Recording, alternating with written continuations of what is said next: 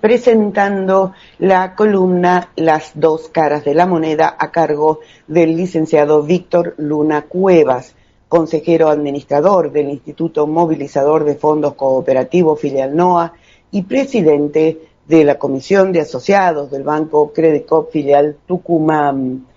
Bueno, vamos a hablar con el querido Víctor. El drama diario que afrontamos, más de 11 millones de argentinos que acumulamos deudas individuales promedio de casi 4 millones de pesos. Principales gastos, supermercado y medicamentos. Hola Víctor, ¿qué tal? Buen día. Buen día, querida amiga. ¿Cómo estás vos? Un gusto de escucharte como siempre en ¿Cómo estos anda martes. usted? ¿Cómo anda usted? Aquí está. Bueno. Acá andamos despacito. Bueno, despacito. Bueno, querido Sí. Víctor, hace tantos meses que solo compartimos con nuestra audiencia malas noticias, pero que pienso yo hacen a la cotidianidad y por ende el solo hecho de compartirlas y analizar hace que nos sintamos un poco menos solos, ¿no?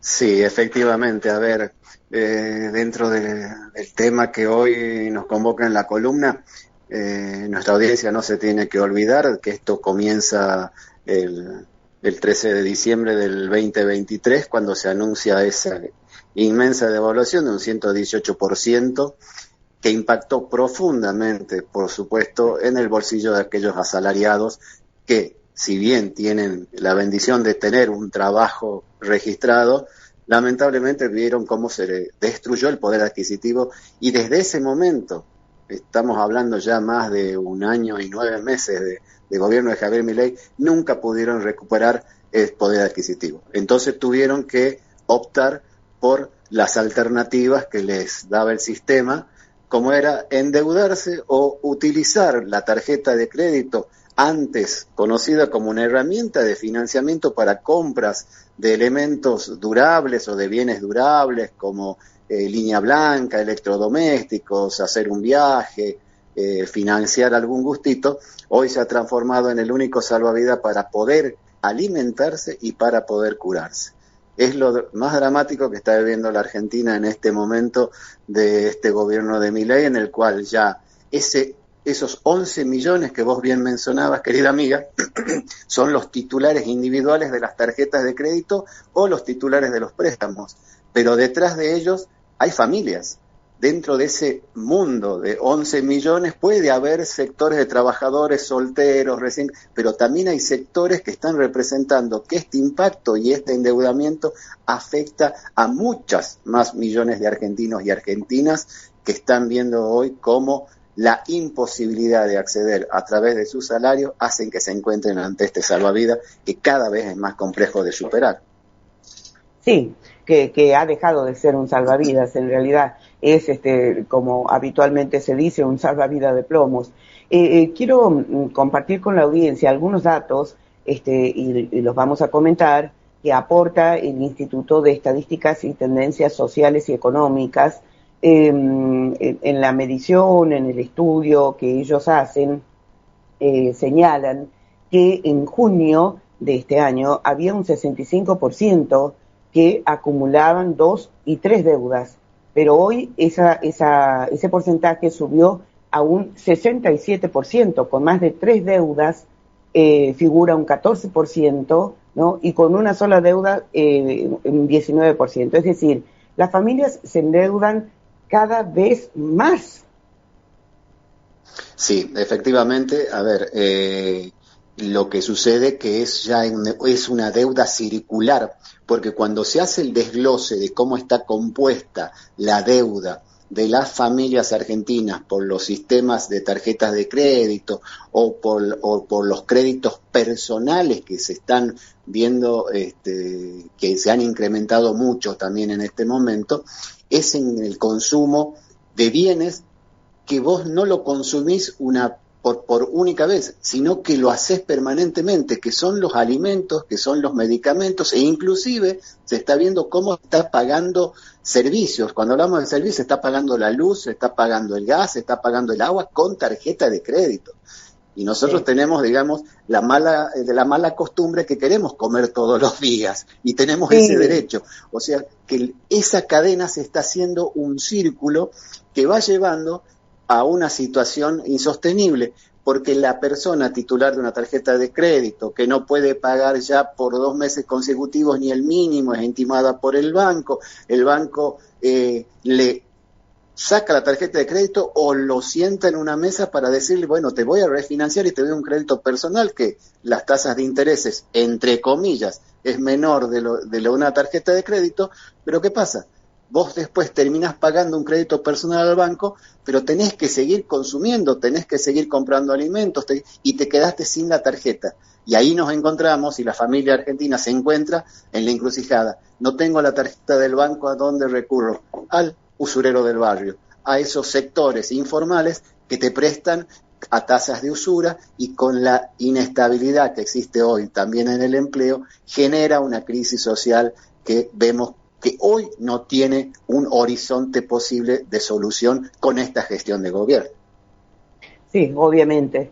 En apoyo, digamos, ¿no? En respaldo de esto que vos estás explicando, querido amigo, esta gente que acabo de mencionar, esta institución, dice que en mora simple hay un 46% de argentinos y un 33% ya están en instancia judicial, que es esto que vos estás contando, ¿no?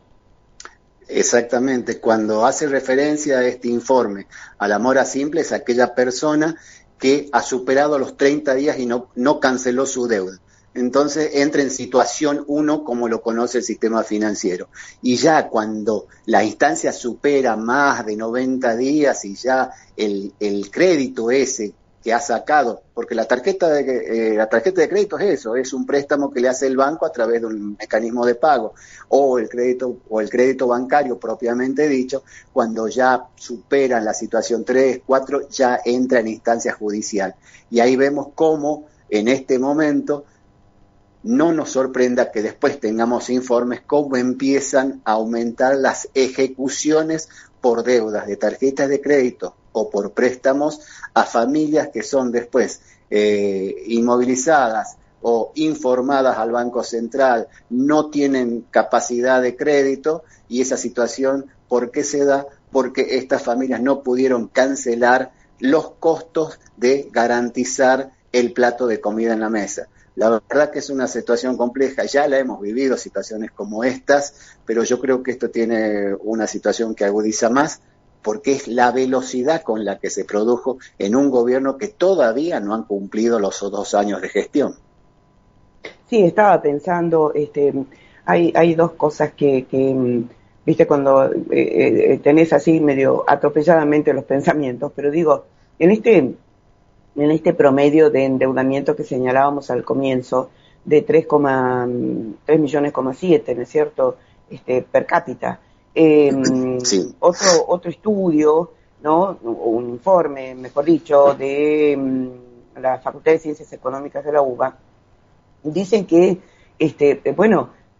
para poder pagar, ¿no es cierto?, ese monto de deuda, las personas necesitarían cerca de 3 salarios del sector privado registrado, ¿no? Pero bueno, nos enfrentamos también, Víctor, al drama del desempleo, de gente que está siendo echada.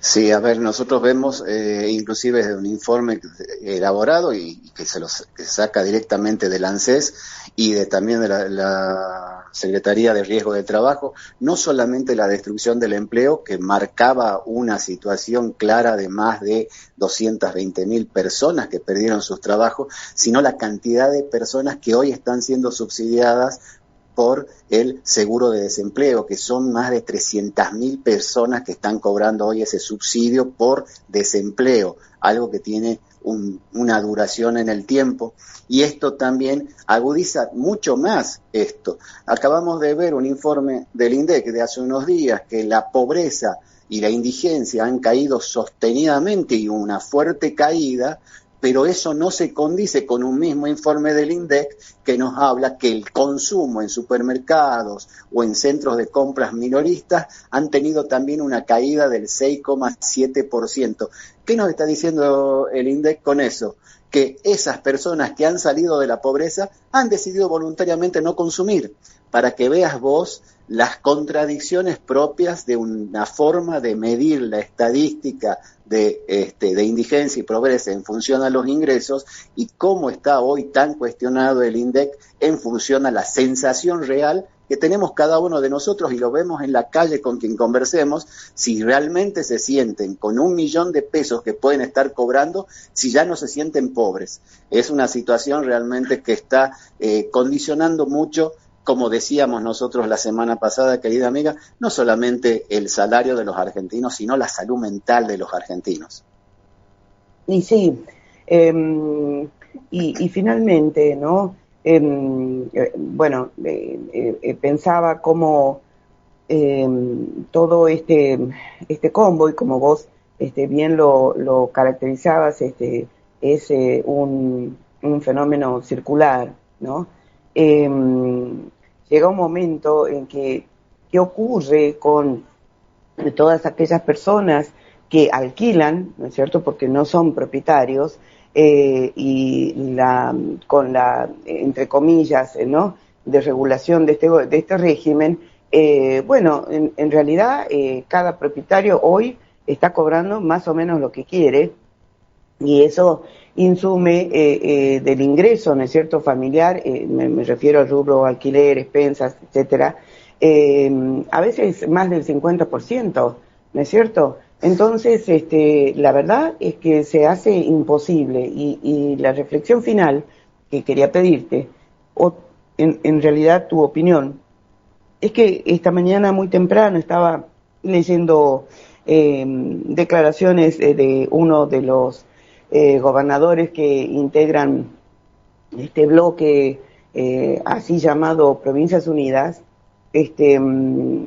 Voy a calificarlo en términos personales, lo que yo pienso. No son provincialismos en un sentido, ¿no es cierto?, de lo que sería virtuoso respecto de un criterio federalista, sino son una versión con otro nombre, ¿no es cierto?, una versión rebautizada, así digamos, del macrismo, ¿no es cierto?, del PRO. De manera que, aun cuando la derrota, estamos en tiempo de descuento, ¿no?, 10 días prácticamente de las elecciones del 26, aún con la derrota, una derrota significativa del gobierno, lamentablemente, ¿no?, esta gente va a incidir, lamentablemente va a incidir en el hecho de que no podamos en el Congreso ponerle más freno a